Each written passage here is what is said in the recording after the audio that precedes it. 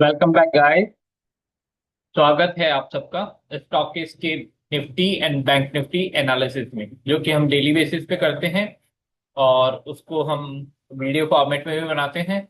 और ये हमारा आउटलुक डेली सेशन है। आज इसमें हम डिस्कस करेंगे दो पार्ट्स में।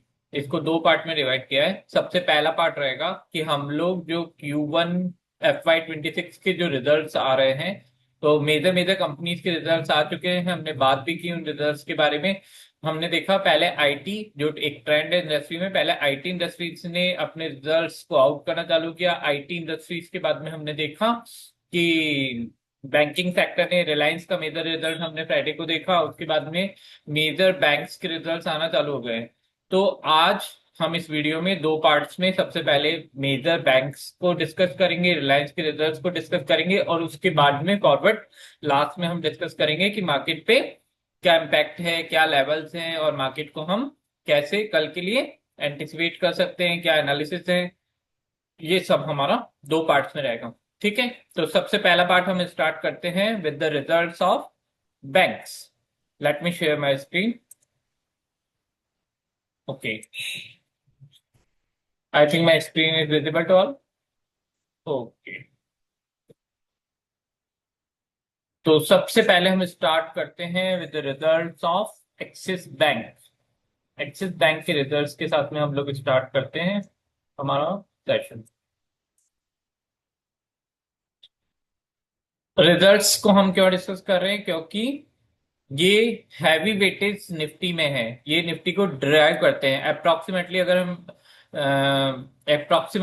अगर हम बात करें तो Reliance, axis bank, ICICI bank, HDFC bank, इनका प्रोपोर्शन मिला के 30% से ऊपर का, मतलब 25 to 30% का करीब वेटेज आता है। तो डेफिनेटली जब इतने वेटेड इनका वो है, तो इनकी परफॉर्मेंस पे काफी कुछ निफ्टी डिराइव करेगा। कल के दिन काफी निफ्टी के सेंटीमेंट डिराइव करेंगे इनके रिजल्ट्स पे। ठीक है, इसलिए हम लोग डिस्कस कर रहे हैं। और वैसे भी हम लोगों ने पहले बोला था आप लोगों को कि हम लोग हमारे एनालिसिस को धीरे धीरे एक्सपैंड करेंगे। दैट मीन्स कि हम लोग नए नए नए नए स्ट्रीम्स लेके आएंगे कि कैसे आपको एजुकेट किया जा सके, कैसे चीजों को और ज्यादा एक्सप्लोर किया जा सके। ठीक है, तो सबसे पहले बैंक्स के रिजल्ट्स को हम लोग डिस्कस करते हैं। एक्सिस बैंक के रिजल्ट्स को, स्टैंड अलोन फाइनेंशियल रिजल्ट्स को हम सबसे पहले करते हैं। बैंक्स के रिजल्ट्स को जनरली स्टैंड अलोन देखना चाहिए, उसके बाद में कंसोलिडेटेड देखना चाहिए। उसके पीछे थ्योरी ये होती है कि बैंक्स इंडिविजुअली खुद क्या कर रहा है, दैट उसके बाद में हम कंसोलिडेटेड देखेंगे कि उसकी सब्सिडीज में क्या सब कुछ चल रहा है। क्वार्टरली रिजल्ट्स को डिस्कस करने का एक प्री फॉर्मेट होता है। ये जो डिलीवर होते हैं, इसमें हमको क्या क्या चीजें देखनी चाहिए, किसकी चीज का क्या क्या इम्पैक्ट होता है, वो चीज देखनी चाहिए। एक ब्रॉडर वे में देखा जाए तो हमको किसी भी रिजल्ट को एनालिसिस करने के लिए दो चीजों पे सबसे फर्स्ट फोकस करना है। सबसे पहला फोकस हमारा रहना चाहिए कि top line growth, top line में क्या चल रहा है, रेवेन्यू में क्या चल रहा है। उसके बाद में हमको देखना चाहिए बॉटम लाइन, नेट प्रॉफिट में क्या चल रहा है। ठीक है, रेवेन्यू में ग्रोथ कंसिडर हुई है कि नहीं हुई है, रेवेन्यू कैसा है कंपनी का for the set set quarter, for the set financial year. ठीक है, रेवेन्यू देखेंगे। रेवेन्यू के बाद में हम उसको और डायग्नोस करेंगे कि रेवेन्यू अगर कम है या ज्यादा है तो उसका प्रॉफिट पे क्या इम्पैक्ट आ रहा है, प्रॉफिटेबिलिटी पे क्या इम्पैक्ट आ रहा है। अगर इन दो चीजों को आपने रिस्पेक्टिव तरीके से समझ लिया, तो आपको मोटा मोटा पूरी कहानी समझ में आ जाती है। उसको डायग्नोस करने के बाद में सॉरी, तो उसको डायग्नोस करने के बाद में एक ब्रॉडर पिक्चर हमारे दिमाग में बन जाती है कि एक्चुअल में फाइनेंशियल्स में क्या ट्रेंड चल रहा है। और मल्टीपल अगर आप करेंगे, जैसे हम आज तीन बैंक्स का एनालिसिस करेंगे, तो मोटा मोटा पिक्चर समझ में आ जाएगी कि बैंकिंग सेक्टर में क्या चल रहा है। ठीक है ना, ये ट्रेंड्स होते हैं। तो सबसे पहले एक्सिस बैंक टॉप लाइन में देखते हैं। इंटरेस्ट अर्न इनकम यदि हम कंपेयर करें, interest earn income slightly decline है। 31,063 यहाँ का नंबर है for the quarter ended June 25। और अगर हम लास्ट क्वार्टर का देखेंगे तो 31,252 crore. That mean slightly dip है, 200 करोड़ रुपए के आसपास डिप है। लेकिन अगर हम इसको कंपेयर करेंगे लास्ट क्वार्टर से, तो लास्ट क्वार्टर में, let me use my pen please, yes, अगर हम कंपेयर करेंगे इसको लास्ट क्वार्टर से, तो लास्ट क्वार्टर से स्लाइटली अप है, स्लाइटली नहीं, 1000 करोड़ अप्रोक्सीमेटली अप है ना। तो क्वार्टर क्यूओ क्यू तो अप है, लेकिन सॉरी वाई ओ वाई तो अप है, लेकिन क्यूओ क्यू ये क्वार्टर स्लाइटली डिक्लाइन है। लेकिन बैंक्स को जनरली हम लोग कंसिडर करेंगे क्यूओ क्यू, क्योंकि ये बिजनेस परपेचुअल बिजनेस होता है। मतलब इसमें ऐसा नहीं है कि आपने एडवांसेस दिए तो किसी मंथ आपके पास में इंस्टॉलमेंट आ रही है कि नहीं आ रही, इंटरेस्ट अर्न हो रहा है कि नहीं हो रहा है।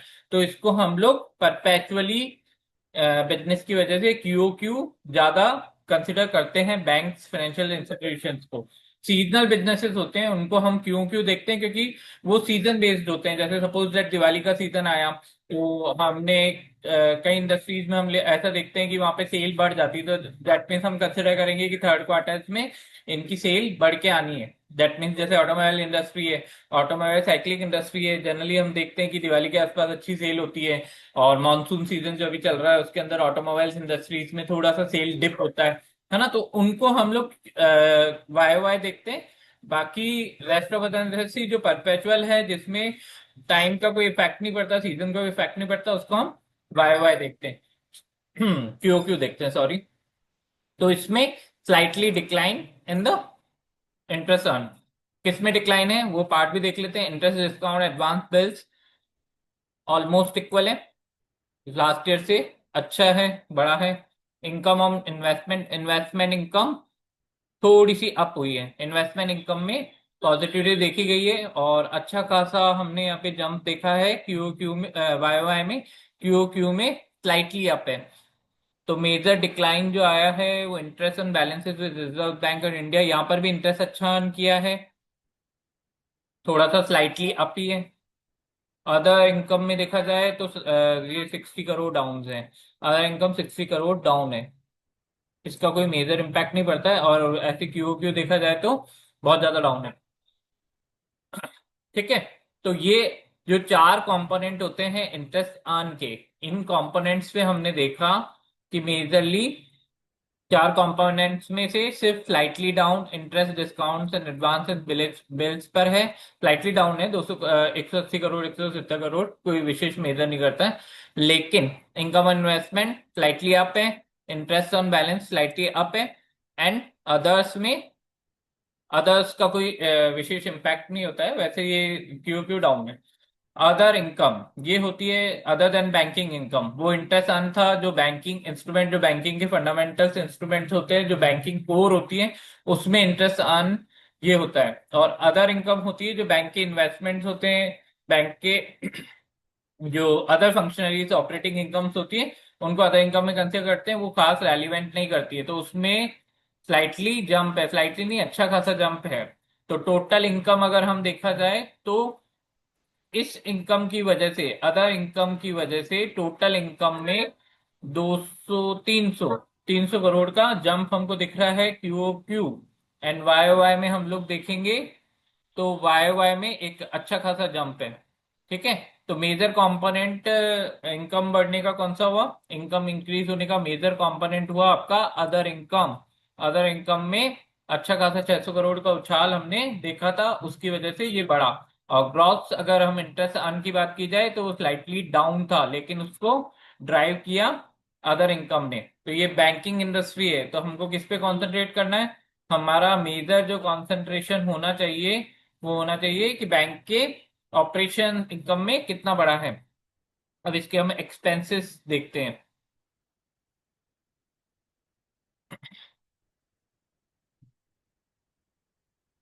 अब आते हैं हम एक्सपेंसेस पार्ट में। ठीक है। एक्सपेंसेस पार्ट में देखेंगे अगर हम टोटल एक्सपेंडिचर, टोटल एक्सपेंडिचर आपका बड़ा है 26, डाउन हुआ है 27,269। काफी मेजरली एक्सपेंडिचर डाउन हुआ है। एक्सपेंडिचर डाउन होने का रीजन क्या है, ऑपरेटिंग एक्सपेंसेस डाउन है। इंटरेस्ट एक्सपेंडेड, जो इंटरेस्ट बैंक अपने डिपॉजिट्स पे और उन पे देता है, वो ऑलमोस्ट सेम है, वाई वाई में इंक्रीज है। ठीक है। तो इंटरेस्ट एक्सपेंस जो एक्सपेंड करता है बैंक देता है वो एक एक्सपेंडिचर अकाउंट होता है। ठीक है। तो वो बैंक का एक्सपेंडिचर वो ऑलमोस्ट इक्वल है, उसमें स्पेसिफिक वो कुछ नहीं है। लेकिन ऑपरेटिंग इनकम में खेल हुआ है। ऑपरेटिंग इनकम में एम्प्लॉय कॉस्ट स्लाइटली हाई है, और other operating expenses major part है, ये सिग्निफिकेंटली डाउन है। अप्रोक्सीमेटली 830-40 करोड़ डाउन है। तो इसकी वजह से जो टोटल एक्सपेंडिचर है वो कम होके आया है। किसकी वजह से? मेजर कंपोनेंट पकड़ में आया, अदर ऑपरेटिंग इनकम बहुत ज्यादा डाउन है, मतलब बैंक ने अपने एक्सपेंडिचर में काफी अच्छा वो रखा है। अच्छी बात है कि बैंक ने अपने एक्सपेंसेस कम किए हैं, तो उसकी वजह से उनका एक्सपेंडिचर डाउन हुआ है। एक्सपेंडिचर डाउन हुआ है तो डेफिनेटली ऑपरेटिंग प्रॉफिट पे इम्पैक्ट पड़ेगा। ये देखो यहाँ पर डायरेक्ट इम्पैक्ट दिख रहा है हमको ऑपरेटिंग प्रॉफिट पे, 10,750 करोड़, 752, और यहाँ पे 11,515। दैट मीन्स ऑलमोस्ट 750 करोड़ का जंप है। दैट मीन्स आप रफली एस्टिमेट करोगे तो 7 से 8% का जंप है ऑपरेटिंग प्रॉफिट में। ऑपरेटिंग प्रॉफिट में जंप किसकी वजह से आया? एक्सपेंसेस डाउन होने की वजह से, जो कि ऑपरेटिंग एक्सपेंसेस कंपनी ने अपने बैंक ने अपने कम किए हैं। आगे चलते हैं। नेट प्रॉफिट आपका significantly down from the last quarter. Y and the Q Y भी सिग्निफिकेंटली डाउन है। अप्रोक्सीमेटली 200 करोड़ वाई डाउन है। और यहां पर डाउन है बहुत ज्यादा, अप्रोक्सीमेटली 1400 करोड़ करीब यहाँ पर डाउन है। तो ये क्यों हुआ? इसको हमको डायग्नोस करना पड़ेगा। डायग्नोस क्यों कैसे करना पड़ेगा वो अभी हम देखते हैं। पहले मैं अपनी ड्राइंग्स को इरेज करता हूँ। ठीक है। तो हमने क्या देखा था कि बैंक का जो कोर रेवेन्यू था वो डाउन था। बैंक का इसका कोर जो रेवेन्यू था, here it is, core revenue slightly down था। लेकिन हमने देखा कि अदर इनकम की वजह से रेवेन्यू थोड़ा सा बढ़कर आया, स्लाइटली हाई 200 करोड़ के ऊपर आया। फिर हमने देखा कि बैंक ने अपने खर्चे कम किए, रेवेन्यू अदर इनकम से बढ़ाया, एक्सपेंडिचर अपने ऑपरेटिंग एक्सपेंसेस को कम करके किया। तो ऑपरेटिंग प्रॉफिट में जंप दिखा 6-7% का। लेकिन वो जंप खत्म हो गया प्रोविजंस के कारण। ये ये रहा reason.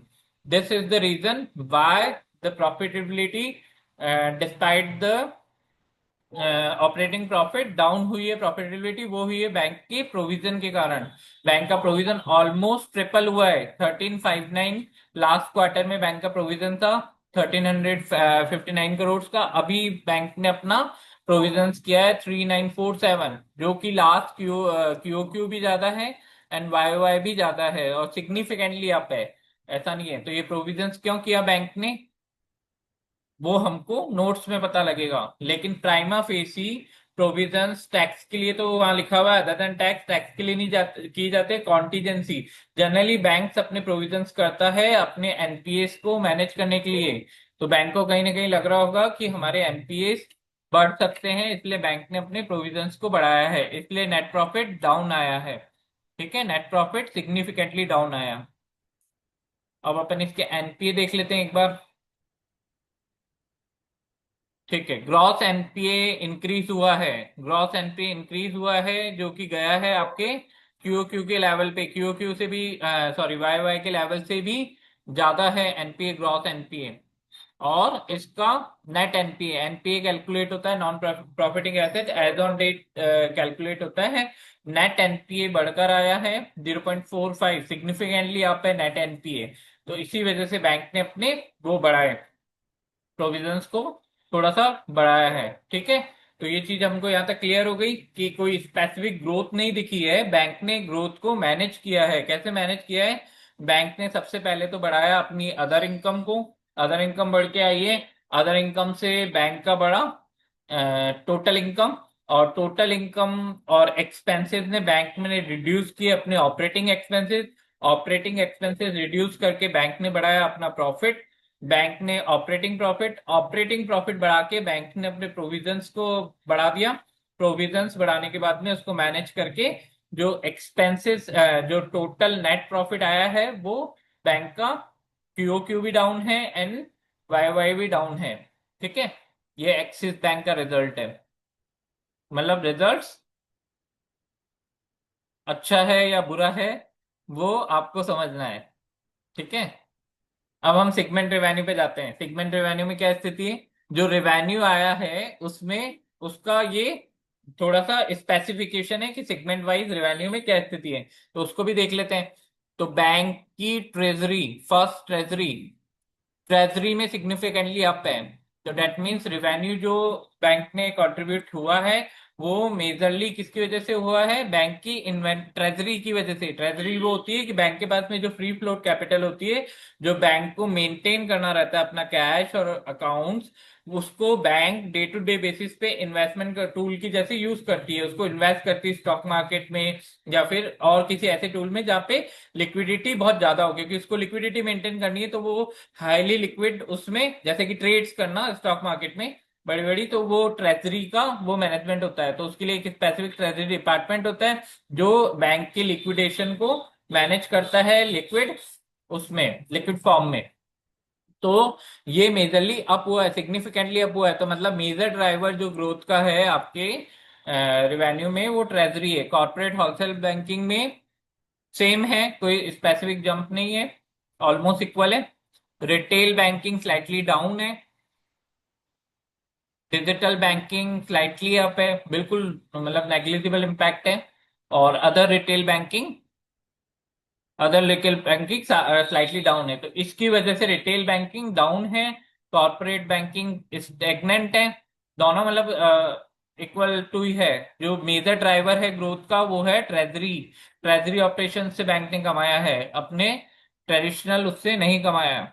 Other banking businesses down ही है, लास्ट क्यू से डाउन है। ठीक है, तो ये चीज समझनी पड़ेगी। तो स्पेसिफिक पॉइंट्स हैं, बार बार रिपीट नहीं करूंगा, ये जो हमारे आउटकम्स हैं। अब इससे समझना पड़ेगा कि बैंक ने कैसा रिजल्ट पोस्ट किया है। सेकंड बैंक पे आते हैं, आईसीआईसी बैंक। फर्स्ट हमने देखा एक्सिस बैंक का रिजल्ट, अब हम देखेंगे आईसीआईसी बैंक का रिजल्ट। इसमें क्या स्टोरी चल रही है वो भी समझते हैं। हाँ, उसका एक्सिस बैंक का कंसोलिडेट रिजल्ट नहीं देखा अपन ने, स्टैंड अलोन देखा था। कंसोलिडेट भी एक बार नजर डाल लेते हैं। कंसोलिडेट में भी वही पिक्चर है, स्लाइटली डाउन है आपका इंटरेस्ट अर्न।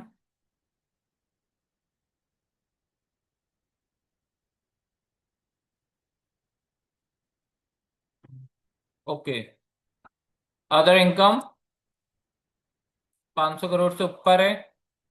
मतलब इनकम का जो ड्राइवर है, ये इनकम बढ़कर आई है, टोटल इनकम। कंसोलिडेटेड में भी वही सेम टू सेम स्टोरी चल रही है कि अदर इनकम जो आपकी बढ़कर आई है, सॉरी टोटल इनकम जो बढ़कर आई है लास्ट क्यू से, और सिग्निफिकेंटली बढ़कर आई है वाई वाई से, उसका मेजर ड्राइवर है आपकी अदर इनकम। बाकी जो ग्रॉस इंटरेस्ट अर्न है उसके अंदर फ्लाइट डाउन है। हालांकि लास्ट क्यू से जो वो है सिग्निफिकेंट अप है, लेकिन यहाँ पे डाउन है। तो दैट मीन्स बैंक की ग्रोथ ड्राइव हो रही है अदर इनकम से। सेम सेम स्टोरी है। इंटरेस्ट एक्सपेंडेड थोड़ा सा सिग्निफिकेंटली अप है। ऑपरेटिंग एक्सपेंसेस में देखते हैं हम लोग, ऑपरेटिंग एक्सपेंसेस कम हुए due to operating expenses, employ cost equivalent है, मॉडरेटली बढ़ी हुई है। ऑपरेटिंग एक्सपेंसेस हैं वो आपके सिग्निफिकेंटली, यहाँ पर भी 700 करोड़, कंसोलिडेटेड में सेम पिक्चर है, 700 करोड़ अप्रोक्सीमेटली ऑपरेटिंग एक्सपेंसेस कम हुए हैं। तो एक्सपेंडिचर टोटल कंपनी ने अपना, बैंक ने अपना कंट्रोल किया, एक्सिस बैंक ने 28,187 करोड़ ऑपरेटिंग एक्सपेंस आ रहा है। ऑपरेटिंग प्रॉफिट इससे बढ़कर आया है, वही सेम स्टोरी है। अदर इनकम से इनकम बढ़ाई, और ऑपरेटिंग एक्सपेंसेस में जो अदर ऑपरेटिंग एक्सपेंसेस है उसको कम करके सिग्निफिकेंटली, और कंपनी ने अपना रिपोर्ट किया operating profit high. Provision triple है, same to same story, provision bank ने ट्रिपल किए हैं। उसकी वजह से आपका जो नेट प्रॉफिट है वो डाउन है, नेट प्रॉफिट डाउन आया है। ठीक है, तो ये स्टोरी यहाँ पे समझ में आ गई, सेम टू सेम स्टोरी है, वापस रिपीट नहीं करनी। आईसीआईसी बैंक के रिजल्ट्स में आते हैं। इसका देख लेते हैं हम स्टैंड अलोन स्टेटमेंट। ठीक है, क्या हाल है इसका इंटरेस्ट अर्न में? इंटरेस्ट अर्न स्लाइटली अप, 42,430 था, 42,430 करोड़ लास्ट क्वार्टर में। इस क्वार्टर में 42,946, दैट मीन्स 500 करोड़ का अप्रोक्सीमेटली। लेकिन 42,000 करोड़ में 500 करोड़ कंट्रीब्यूट करता है only 1%, 1% growth in revenue only. और यहाँ पर आपकी 38, यहाँ पे 5% ग्रोथ है, 39 से 42 हुआ है approximately. 6 to 7% Y Y growth है, लेकिन अभी स्टेगनेंट है, अभी ज्यादा ग्रोथ नहीं है, 1% के अप्रॉक्स ग्रोथ बताइए। इसमें सेगमेंट में जाएंगे हम तो 35 इंटरेस्ट डिस्काउंट, लोन पे जो इंटरेस्ट आन होता है वो सिग्निफिकेंटली अप, नहीं डाउन है, स्लाइटली, स्लाइटली डाउन है, मतलब इक्विवेलेंट मान सकते हैं। इनकम ऑन इन्वेस्टमेंट अप है, इंटरेस्ट बैलेंस 767 अप है। ये भी सेम स्टोरी है जैसे एक्सिस बैंक में था। Income on investment slightly high हुई है। Interest on balance reserve banks के साथ में जो इनका इंटरबैंक फंड्स होते हैं उन पे इंटरेस्ट ज्यादा अर्न हुआ है। अदर्स का कोई स्पेसिफिक मेजरमेंट नहीं होता है, लेकिन ये भी स्लाइटली, स्लाइटली नहीं मतलब सिग्निफिकेंटली अप है। अदर इनकम, अदर इनकम का प्रोपोर्शन यहाँ पर भी बहुत ज्यादा है। 7,260 लास्ट क्वार्टर में था, अभी 850, 1,300 करोड़ का उछाल है। 1,300 करोड़ आप मान के चलो कि ऑलमोस्ट इनका 20%, 18 to 20% approximately other income high आई है, इसलिए टोटल इनकम बढ़कर आई है। अदर इनकम की वजह से टोटल इनकम बढ़कर आई है, ऊपर इतना स्पेसिफिक इम्पैक्ट नहीं था। इंटरेस्ट एक्सपेंडेड ऑलमोस्ट इक्वल है। Operating expenses, operating expenses high है, ऑपरेटिंग एक्सपेंसेस हाई है। थोड़ा सा ट्रेंड चेंज हुआ है, वहां पे एक्सिस बैंक में हमने देखा था कि उन्होंने ऑपरेटिंग एक्सपेंसेस को कंट्रोल किया था। यहाँ पर ऐसा कुछ नहीं है, यहाँ पर स्लाइटली हाई हाई है। 600 करोड़ से ऑपरेटिंग एक्सपेंसेस करीब हाँ 400, 200, 600 करोड़ से करीब ऑपरेटिंग एक्सपेंसेस हाई है, जबकि रिवेन्यू स्टैग्नेंट है, स्लाइटली हाई है। Total expenditure, operating profit before provision and contingencies, operating profit बढ़कर आया है 700 करोड़। 700 करोड़ का मतलब ये हुआ 32,000 में आपका 2% करीब प्रॉफिट में जंप है। 700 करोड़ सॉरी एक्सपेंडिचर है। ऑपरेटिंग प्रॉफिट में आपका अप्रोक्सीमेटली 1,000 करोड़ का जंप है ना? अच्छा सिग्निफिकेंट है, 18,000 करोड़, 18,745 करोड़।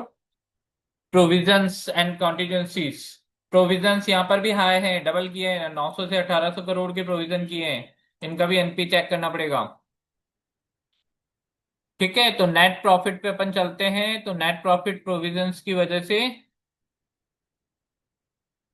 फिर भी हाई है, प्रोविजन बढ़ाने के बाद में भी नेट प्रॉफिट हाई है। एक्सिस बैंक से बेटर रिजल्ट है आईसीआईसी बैंक का। हालांकि ग्रोथ इतनी ज्यादा नहीं है, ग्रोथ हमने ऊपर देखी। जो इनका टोटल ऑपरेटिंग प्रॉफिट था, टोटल रेवेन्यू देखेंगे, इंटरेस्ट अर्न जो इनका रेवेन्यू कंसिडर होता है उसमें भी ग्रोथ दिखी थी। एक्सपेंडिचर में भी ग्रोथ है, दैट मीन्स जो ऑपरेटिंग प्रॉफिट बन के आया वो अच्छा आया। हालांकि उसमें अदर इनकम का भी पार्ट था, लेकिन वो हम कंसिडर कर सकते हैं क्योंकि इंटरेस्ट भी ज्यादा अर्न हुआ है, रेवेन्यू भी ज्यादा हुआ है, और बैंक का एक्सपेंडिचर भी ज्यादा हुआ है, एक्सपेंडिचर मैनेज नहीं किया गया है।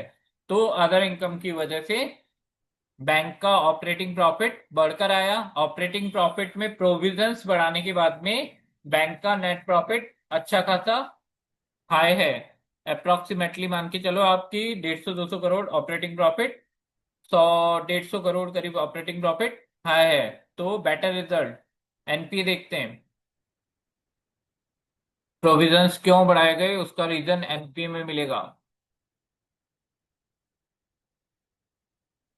ग्रॉस एनपीए 1.67 सेम है लास्ट से, और रिड्यूस किया है Q, Y Y, Y Y reduce किया है। Cost net profit, okay. और ये भी ऑलमोस्ट इक्वल ही है, हल्का सा है, ऑलमोस्ट इक्वल है। आईसीआईसी बैंक अच्छा रिजल्ट। सेगमेंट में चलते हैं, सेगमेंट रिवेन्यू, सेगमेंट में आते हैं तो रिटेल बैंकिंग में इक्वल है मामला, थोड़ा सा स्लाइट डिक्लाइन है। होलसेल बैंकिंग होलसेल बैंकिंग में 21,450 ऑलमोस्ट इक्वल है। Treasury treasury income significant, 2,000 crore से ऊपर का ट्रेजरी इनकम, इसने भी बैंक ने ट्रेजरी इनकम से कमाया है। अदर बैंकिंग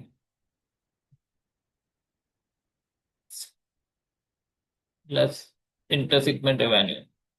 ठीक है, तो इनकम फ्रॉम ऑपरेशन, तो इसमें क्या निकला, सेगमेंट रेवेन्यू में सेम स्टोरी जो एक्सिस बैंक में निकली थी। ट्रेजरी इनकम हाई है, ट्रेजरी इनकम की वजह से जो अदर पार्ट्स में स्लाइटली डिक्लाइन थी उसको मैनेज किया गया है। मैनेज तो नहीं बोलेंगे, तो ट्रेजरी इनकम में बैंक अर्न कर सकती है, हम लोग भी हमारे कोर जो बिजनेस है उससे एक्स्ट्रा इनकम करते ही हैं, और उसको तो अदर इनकम बोलेंगे। अदर इनकम बैंक की हाई थी, और बैंक का जो ट्रेजरी डिपार्टमेंट है उसने आउट परफॉर्म किया इस क्वार्टर में। पहले ऑलमोस्ट इक्वल चलता था, अभी एकदम से आउट परफॉर्म किया है। ठीक है, तो इसलिए बैंक के जो टोटल रेवेन्यू है, इनकम फ्रॉम ऑपरेशंस है, वो बढ़कर आई है। लेकिन उसको मैनेज बाद में हुई है, कम हुआ है, नेट प्रॉफिट कम हुआ है, क्योंकि इसका तो आईसीआईसी बैंक का तो नेट प्रॉफिट भी कम नहीं हुआ, आईसीआईसी बैंक का नेट प्रॉफिट ऑलमोस्ट इक्विवेलेंट था, क्योंकि वहां पर ऑलमोस्ट इक्वल था। वो हमने पीछे देखा था, क्योंकि वहां पर प्रोविजंस डबल किए गए थे, उधर प्रोविजंस ट्रिपल किए गए थे एक्सिस बैंक में। आईसीआईसी बैंक में प्रोविजन डबल किए, लेकिन उसका इम्पैक्ट ज्यादा नेट प्रॉफिट पे नहीं पड़ा, नेट प्रॉफिट फिर भी स्लाइटली अप ही आया था। ये चीज हमने देखी। अब चलते हैं हम लोग एचडीएफसी बैंक में। एचडीएफसी बैंक का हम लोग देखते हैं, तो एक्सिस बैंक से बेटर रिजल्ट आईसीआईसी बैंक का दिखा, जिसमें रेवेन्यू में भी अप था एंड प्रॉफिट में भी अप है। उसके प्रॉफिट डिक्लाइन किए बिकॉज ऑफ, एक्सिस बैंक के प्रॉफिट डिक्लाइन किए because of provisions.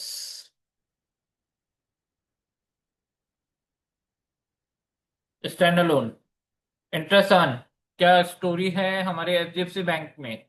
HDFC bank ने इंटरेस्ट अर्न ऑलमोस्ट इक्वल है, ऑलमोस्ट इक्वल है, ओनली 10 करोड़ का फर्क है, almost equal interest earn. Interest discount advances bills पे ऑलमोस्ट इक्वल, बैलेंस पे ऑलमोस्ट इक्वल, अदर्स पे थोड़ा सा कम हुआ है। अदर इनकम, अदर इनकम में सिग्निफिकेंट जंप है, 12,000 करोड़ से 21,000 करोड़ रिपोर्ट हुई है अदर इनकम। पहले 10,000 करोड़, मतलब पिछली बार से डबल हो गई। वाई वाई में अदर इनकम एचडीएफसी बैंक में डबल हो रही है, और अगर क्वार्टर बाय क्वार्टर देखें तो इसमें भी सिग्निफिकेंट है, 12,000 करोड़ से 21,000 करोड़ हो गई है। इसलिए टोटल इनकम में जंप मिल रहा है। टोटल इनकम में जंप क्यों मिला, क्योंकि अदर इनकम का प्रोपोर्शन ज्यादा था, 21,800 करोड़ के आसपास अदर इनकम इन्होंने बताई, जो कि ऑलमोस्ट हम लोग देखा जाए तो 70-80% अप है, इसकी वजह से टोटल इनकम बढ़ी।